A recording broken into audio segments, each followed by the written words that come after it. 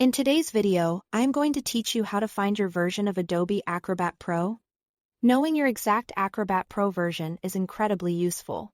It helps you follow tutorials accurately, confirm that your features match what you see on screen, and share precise information with it or Adobe support when something isn't working as expected.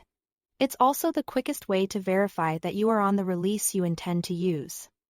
Start by opening Adobe Acrobat Pro. Make sure you are actually in Acrobat Pro and not the free reader. Look at the app's title bar or the application name to confirm. Once the application is open and active on your screen, move your attention to the top menu. You are looking for the Help menu. On Windows, this appears in the app's menu bar at the top of the Acrobat window. On macOS, you'll find it in the System menu bar at the very top of your screen when Acrobat is the active app. Click Help, then choose About Adobe Acrobat Pro. A small pop-up window will appear. This is where you'll find the exact details you need. It shows the release year, the version number, and the build ID. The release year gives you the general generation of the software. Think of it as the edition. The version number is more specific and typically includes major and minor updates. It's the key value you'll match against documentation or release notes. The build ID is the most granular identifier, representing the exact compiled build you are running.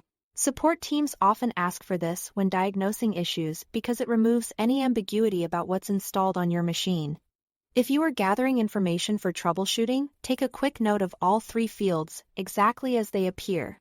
This makes it easy to paste into an email or support ticket. If you need to compare your version with published release notes, match the version number first. Then confirm the build ID to ensure you are looking at the correct update. And if you are following along with a guide or training, verifying the version up front can save time by confirming you have the same features and interface.